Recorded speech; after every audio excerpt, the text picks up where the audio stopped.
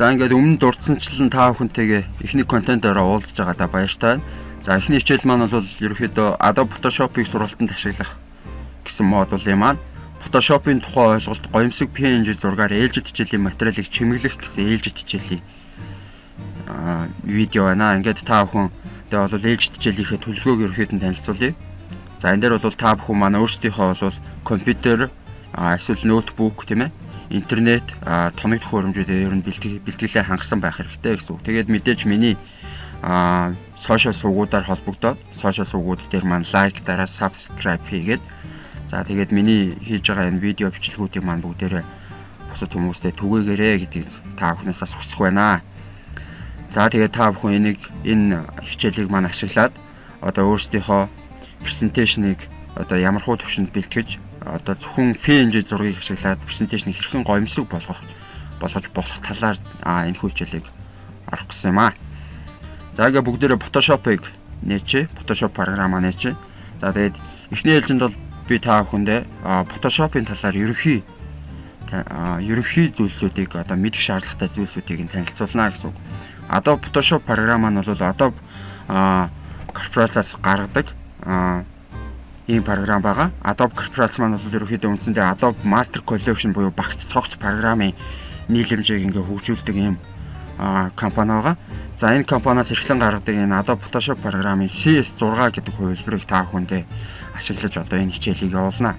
CS6 гэдэг програмын маань үндсэн дэлгэц одоо дэлгэцэн дээр гараад ирсэн байна. За зүүн талд маань бол хэрэгслийн мөр буюу tools цэсний маань харагдах байдал нь харагдаж байна. За энэ дээр бол бидний хэрэглэж сурах хэрэглээнүүд маань эндээ үндсэндээ байдгаа гэсэн үг. За эндээс та бүхэндээ хамгийн гол чухал хэрэглээтэй зэс маань бол select буюу одоо энэ PNG зургийг үүсгэхэд бол select гэдэг хэрэглүүрүүд маань маш чухал үүрэг оройтой байдгаа. За PNG зураг гэж яриад байгаа. Энэ маань юу гэсэн ойлголт вэ гэхээр үндсэндээ зураг маань өөрөө төрөл буюу өргөтгөл гэдэг зүйлээс хамааралтай байдаг. Энэ маань бол одоо хүнээр ярих юм бол эцгийн нэр гэж хэлж болно. За жишээлхэд намайг бол Пүрэв Дорж гэдэг, миний аавыг Мөнгөн Ирээс гэдэг бол Пүрэв Доржийг одоо Мөнгөн Ирээсийн гэр бүлээс хайнаа гэсэн үг. Тэгэхээр ерөнхийдөө зургийг бол JPEG, PNG гэж ялгаад байгаа учраас JPEG гэдэг төрөл нь болохоор ихэвчлэн онлайн HTML буюу веб төрлийг дэмждэг JPEG төрлийн одоо ихэвчлэн дийлэнх зүйлсэд ашиглагддаг өргөтгөл байгаад байгаа. Жишээлбэл бид нэр гар утсаар болон ямарваа нэгэн төхөөрөмжөөр зураг авахд JPEG төрлийн зургийг үүсгэж байдаг. За энэ зургийг бид нэр шууд сургалтын материалдаа жишээлхэд оруулаад ирээ. Одоо бүгдээрээ нэг JPEG төрлийн зургийг сургалтын материалдаа зүгээр оруулаад үзье. За жишээлхэд энэ нэг Монгол улсын газрын зураг байна. За энэ маань JPEG байна, PNG-г хараадах. За PNG keep. За PNG байлаа.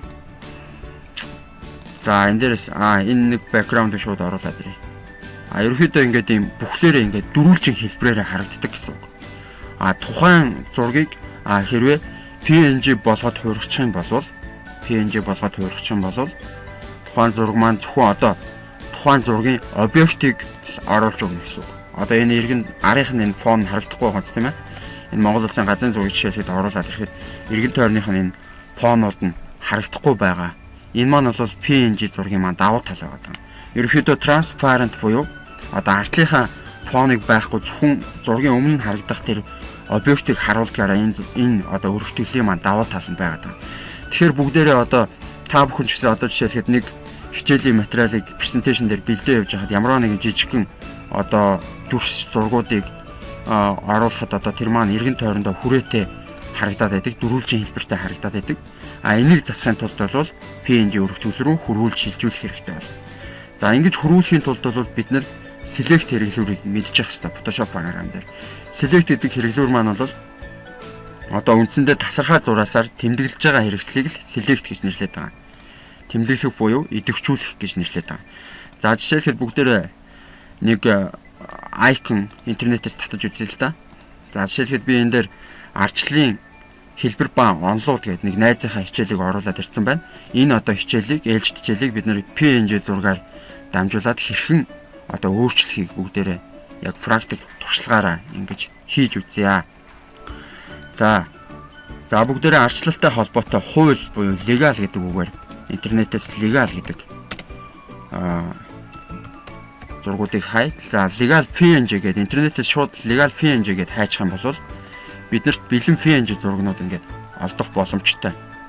Тэгэхдээ ихэвчлэн ерөнхийдөө бол дийлэгт зургууд PNG хэлбэрээр хадгалагдсан байдаг боловч зарим нэг одоо шаардлагатай яг таны авахыг хүссэн зурагч өөрөө JPEG буюу эсвэл өөр өргөтгөлөөр TIFF ч юм уу эсвэл өөр өргөтгөлтэй байдаг. Тийм учраас энийг PNG рүү хэрхэн хөрвүүлэх вэ гэдэг асуудалд бидэнд тулгарна. За эхний хэлбэрт хэдүүлээ энэ зургийг авчи. За PNG зургийгаа за энэ дотор legal гэдэг нэг фолдер үүсгээд за legal гэдээ хадгалчих. За одоо өөр нэг зургийг тушаад үзье. За жишээлхэд энэ зураг маань мөн PNG байна. PNG бол ингээ эргэн тойрондоо тойроод юм transparent гэж ярьдаг юм хүрээтэй байгаа. За энэ зураг маань бол цааталтай фонтой зураг байна. За энэ маань JPEG зураг байна. За энэ харж байна уу? Хадгалах гээд оруулаад ирэхэд JPEG image гэдэг зургийн нэр маань ороод ирлээ. За одоо бүгдээрээ энийг засварлая. За pictures дотор би legal гэдэг буруу очсон шүү дээ. За энийг засчихъя. Legal. За энэ дотроосоо би засвар гээд оруулаад ирсэн зургаа оруулаад ирээ. Чирээд оруулаад ирлээ Photoshop руугаа. Ажлын талбар руугаа ерөнхийдөө хүрч байгаа зургаа чирээл оруулаад ирэхэд ажлын талбар дээр идэвхтэй харагдана. За дахиад өөр нөгөө PNG зургийг оруулаад ирээ. PNG зураг нь ерөөсөө иймэрхүү байдалтай харагдана гэсэн. Нөгөө ардап фонтой хэсэг нь бол арихын фон юм цагаанаар харагдчихэв тийм ээ. За энэ PNG зургаа жишээлхэд шилжүүлээд авчаад тавихад бол энэ артлынх нь энэ фон энэ дээр ингээ харагдахгүй. Цаатлынх нь нэвтэрч харагдана гэсэн. Бид нар харин энэ PNG зурган дээр нөгөө JPEG зургаа ингээд чирээд оруулаад ирээд харъя. Тэнгүүт ингээд цаатал нь ерөөсөө харагдахгүй наадталтан тавьсан зураг нь харагдаад байгаа гэсэн. За энэ дээр бид нар давхар гэдэг ойлголтыг бол бас Photoshop програмын туршид байнга ярих хэрэгтэй болно. Энэ маань давхар гэдэг маань бол layer гэсэн үг. Layer гэж ярьдаг. За энэ маань яагаад тэгэхээр ерөнхийдөө бол аливаа зургийн програмууд ихэвчлэн зургийг нэгээр нь ингээд наанаас нь давхарлах байдалтайгаар ингээд харуулдаг гэсэн. Одоо жишээлхэд энэ зурган дээр наадталт нэг зураг авчаад ингээд тавьчихад за энийг энэ хэсэгт нь оруулаад өгчөөд ингээд нэг гоёмсог дизайн болж хуурах хэлбэртэй. Гэхдээ энэ наадталтанд байгаа зураг нь бол энэний өмнө нь байрлалтай байгаа гэж ойлгох хэрэгтэй. Слайдуудыг ингээд өөрөөр хэлбэл давхраар нь ингээд наа ингээд харуулад тэрийг ингээд нэгтгээд ингээд нэг объект болгож харж байгаа хэлбэрийг бол layer гэдэг ойлголт гэж нэрлэдэг. За одоо үргэлжлүүлээд хэдүүлээ select гэдэг хэрэгслээ өгчөө. За энэ дээр select хэрэгслүүд дээр бол энэ хамгийн ихнийх нь бол энэ дээр байна. За сум хэрэгсэл байж байгаа. За энэ маань бол move tool гэж нэрлэдэг байгаа. Энэ маань бол одоо өөрөөр хэлбэл бид нэр хулганы кликийг дараад чирэх үйлдэлийг хийхэд одоо тухайн зургийг ингээд зөөдөг гэсэн үг.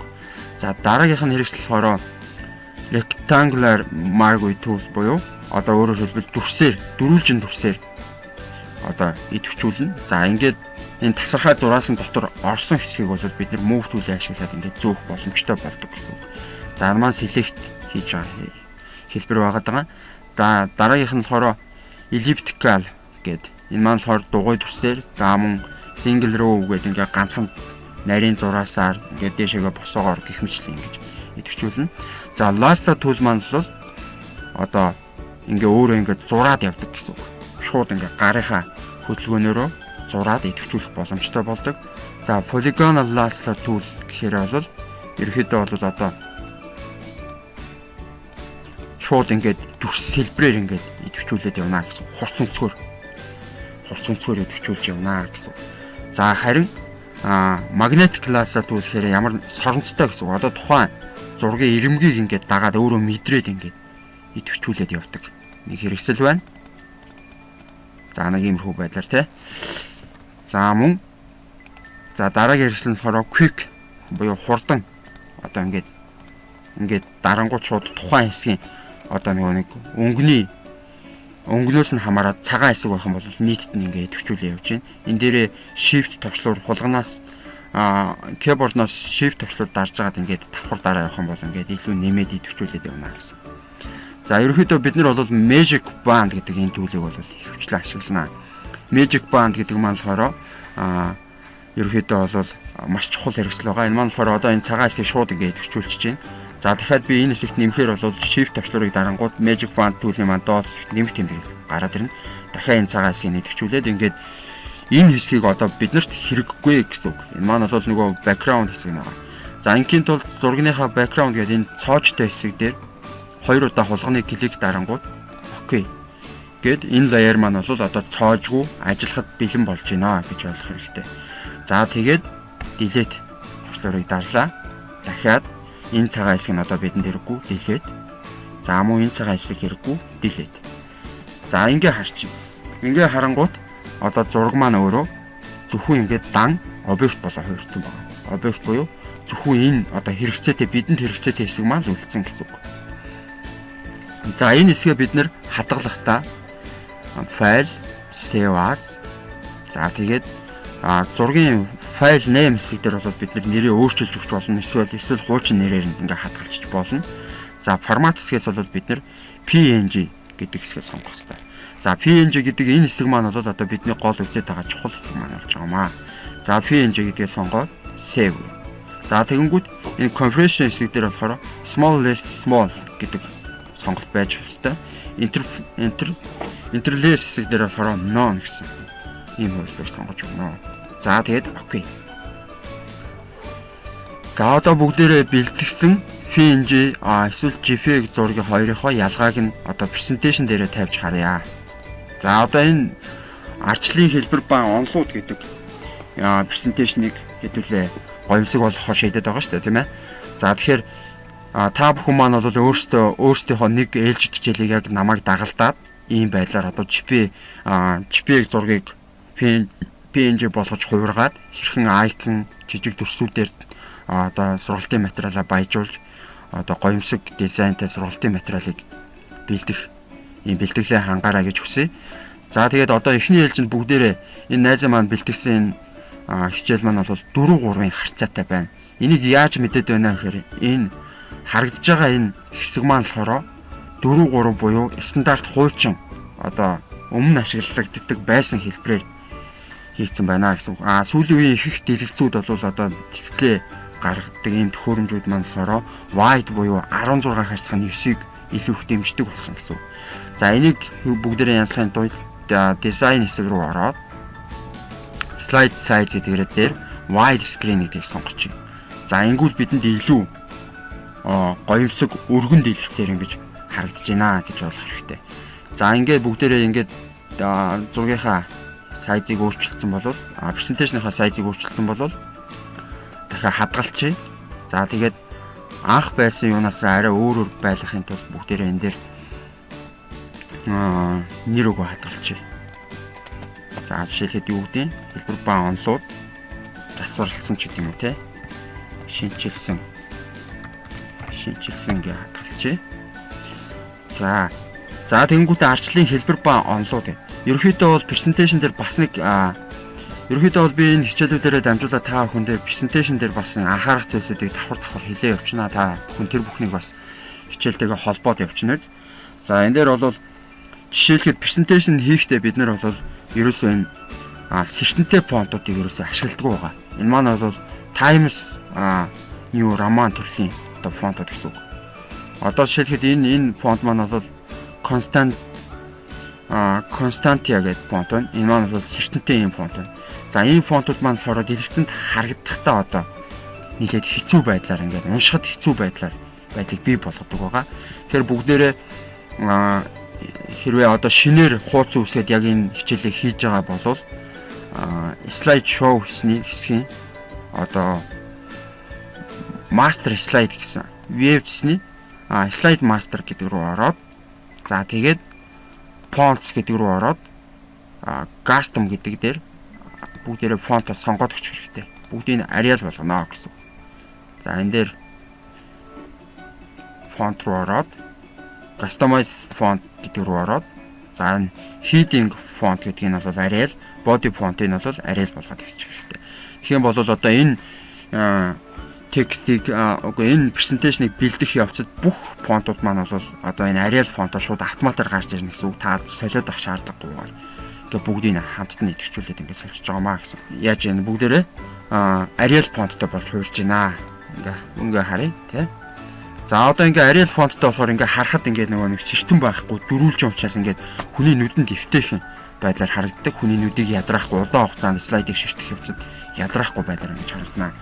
За одоо үргэлжлүүлээд хичээл рүү оръё. Бүгдээрээ засвар гэсэн JPEG зураг бүгдээрээ оруулж яриад харъя. За ингэнгүүт одоо энэ дээр бид нар маань ийм дөрүүлжин хүрээтэй болчиход энэ зураг маань тий. Бид нарт одоо ийм зураг бол хэрэггүй. Энийг бол бид нар хүсээгүй. Бид нар бол одоо энийг хүссэн байгаа. Оо тий. Одоо PNG зураг ингээ оруулаад ирэнгүүт маань энэ маань ингээд цаад фонноосоо ингээд ялгараад зөвхөн тэр одоо лаб буюу legal буюу одоо нэг хуулийн одоо энэ жижиг одоо айкнуудыг бид нэр оруулж ирж ингэж харж байна. За өмнө нь одоо ямар байсан? Одоо энэ презентацийн маань одоо ямар харагдаж байна гэдгийг та бүхэн анзаарж байгаа бах. За тэгээ одоо бүгдээрээ арын дизайныг янзлая. За энэ маань бол ийм хар бараа өнгөтэй байна. Бид нэр удаан нэгээс илүү хугацаанд бол ерөнхийдөө дэлгэц ширтэх шаардлагатай хүмүүст бол ийм хар өнгөөр, бараа өнгөөр бол ерөнхийдөө материалыг, сургалтын материалыг бол бэлдэх одоо тохиромжгүй байдаг. Ерөнхийдөө ихэвчлэн цайвар, цагаан, гэгээлэг өнгөөр бэлдсэн бол бидэнд илүү оновчтой байдаг юм аа. За жишээлхэд энэ дээр бид нар иймэрхүү фон оруулаад ирээ тий. За шалтай бүгдийн RDM-тэй тий. За жишээлхэд энэ нэрийг одоо бүгдээр ингээ хоошоо болгоё. За ингээд арын дизайныг солилцсон учраас бид нар мөн Waves рүүгээ ороод Slide Master хэсэг дээр за фонтыг бол custom буюу бүгдийг Arial болгож өгөх хэрэгтэй. За ингээд бүх хичээл маань өөрөө автоматар Arial фонтны тохиргоотой болчихно.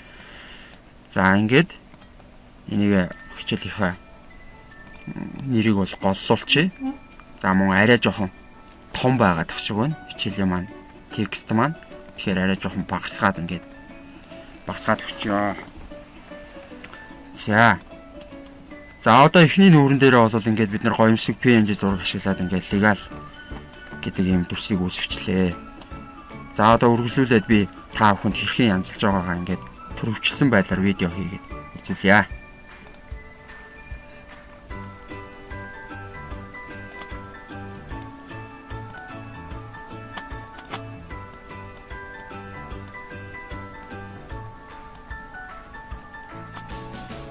За хэрвээ бүгдээрээ одоо ямарваа нэгэн хичээл дээр бүгд энэ heading буюу толгой ашиглаж байгаа нөхцөлд бол тэр толгоогоо нэг удаа одоо форматлах буюу дизайныг засварлах, загварчлах боломжтой гэсэн.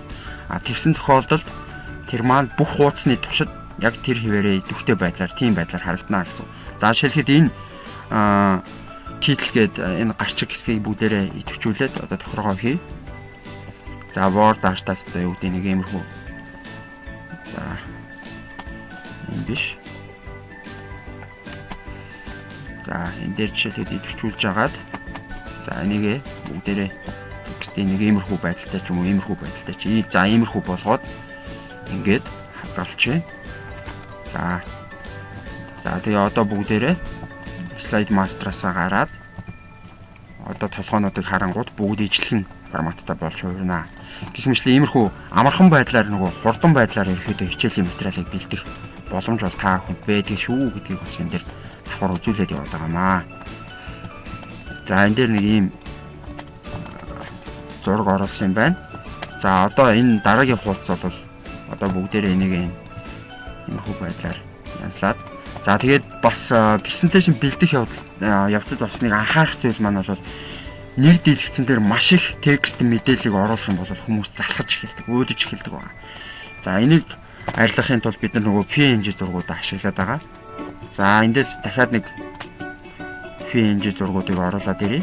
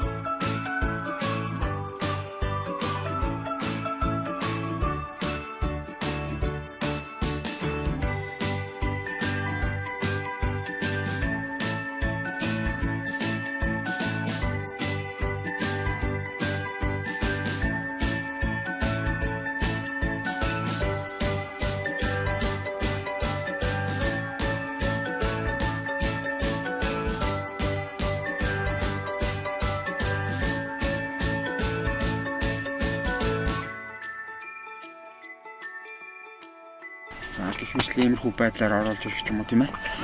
Ингээд зурагтай болгоод өгвөл ерөөхдөө одоо нөгөө нэг хичээлийн маань материал маань бол хүн илүү үзүүштэй, ойлгомжтой, бас янз янзаар ойлгодог сэтгүүтэй хүүхдүүд байдаг шүү дээ, тийм. Зөвхөн зураг хараад харах илүү дуртай, эсвэл зөвхөн уншаад ойлгодог ч гэдэг юм уу. Нөгөө нэг суралцах арга барилууд нь өөр өөр байдаг учраас энэ хэлбэрүүдийг илүү сонгож зургуудыг ингэж ашиглаж хичээлээ гомсог болгох шаардлагатай байгаамаа. За тэгээд мөн дизайн гэдэг тухай ойлголтыг маш сайн судлах хэрэгтэй болов. Энэ бол багш нарын зайлшгүй шаардлагатай нэг ур чадвар гэдэг зүйл гэж миний хувьд бол боддгийм аа. Тэгээд та бүхэн маань одоо энэ хичээлийг маань харж байгаа. За түрүүний арчлалын хэлбэр ба онлууд гэдэг хичээл маань одоо нэг иймэрхүү байдалтай харагдаж эхэлж байна те. Арай бас хүн харахад одоо илүү сонирхолтой байдлаар хийх болж эхэлж байна гэж харагдж байгаа хаа та бүхэнд. Тэгээд та бүхэн маань ерөөхдөө бол PNG зураг гэдэг ойлголтоо бол Photoshop програм дээрээс авсан байхаа. Тэгээд илүү асууж дэлгэрүүлэх шаардлагатай зүйл байх юм бол илүү асуугаад дэлгэрүүлээд ингээд хитүүлээ, хичээлээ хөгжүүлээд програмаа хөгжүүлээд явъя. За та бүхэн маань сая үзсэн хичээлийнхээ дагуу бүгдээрээ ямарваа нэгэн байдлаар өөрсдийнхөө нэг ээлжид хичээлийг яг төлөвлөж байгаад яг тэр ээлжид хичээлийг яг PNG зургийг голцоо түлхүү ашиглаад ээлжид хичээлийнхээ материалыг баяжуулаад хийгээд үзээрэй. За тэгээд ямарваа нэгэн асуудал эсвэл санал те эсвэл хүсэлт энэ төр байх юм бол миний блог хуудас, за тэгээд мөн Facebook, за YouTube channel зэрэг сувгуудаар, сошиал сувгуудаар ороод та бүхэн постоо бичээд санал хүсэлтээ илгээж болно. За эсвэл миний Drive дээр хийсэн, Google-ийн Drive дээр хийсэн форум дээр маань бүгдээрээ асуудлаа саналаа дэлгэрэнгүй бичээ тэгээ хариултаа ингээд авах боломжтой шүү. Ингээд та бүхэн идэвхтэй оролцсон, идэвхтэй хамтарч ажиллана, идэвхтэй суралцсан гэдэгт итгэлтэй байна. Тэгээд би энэсээ хамтдаа суралцаад хамтдаа хөгжцгөөе. За тэгээд та бүхэнд ажлын амжилт хүсье. Миний хичээлийг үзсэнд баярлалаа.